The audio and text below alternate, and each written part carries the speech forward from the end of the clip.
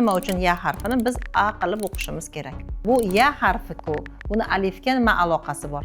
Aynan mana shuni hozir sizlarga batafsil tushuntiraman. Bugungi mavzu alif maqsura. Alif maqsura mana bu siz suratda ko'rib turgan ya harfi va sizda savol tug'iladi. Nima uchun ya harfini biz a qilib o'qishimiz kerak? Va buni sabablari bor, qoidasi bor, birgalikda o'qiymiz.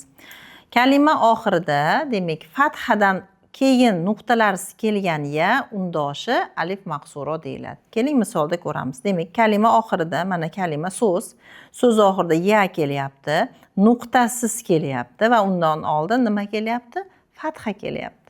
Va bu holatda mana shu harf ya emas, alif maqsura deyilar ekan va alif maqsura so'zlarda kelganda bir cho'ziq a yoki ikki cho'ziq yoki ikki harakat miqdorida cho'zilar ekan. Misollarni o'qiymiz va sizga tushunarli bo'ladi. Demak, birinchi misol alif bu yerda kasra kelyapti, lam tepasida fatha va ya harfi. Nuqtasiz. Mana shu qoida aytgan shartimizga to'g'ri kelyapti va biz bu so'zni hozir ila deb o'qiymiz. Ila. Ayn fatha, lam fatha, ya harfi. Va biz bu so'zni nuqtasi yo'q, undan oldin fatha kelyapti. Ala deb o'qiymiz. Ala. Va bu yerda lam fatha, dal fatha, ya harfi nuqtasiz va undan oldin fatha kelyapti. Demak, buni ham ikki harakat cho'zib lada deb o'qiymiz. Hozir men sizlarga mana shu misollarni hammasini o'qib beraman. Demak, ila ikki harakat cho'zyapmiz.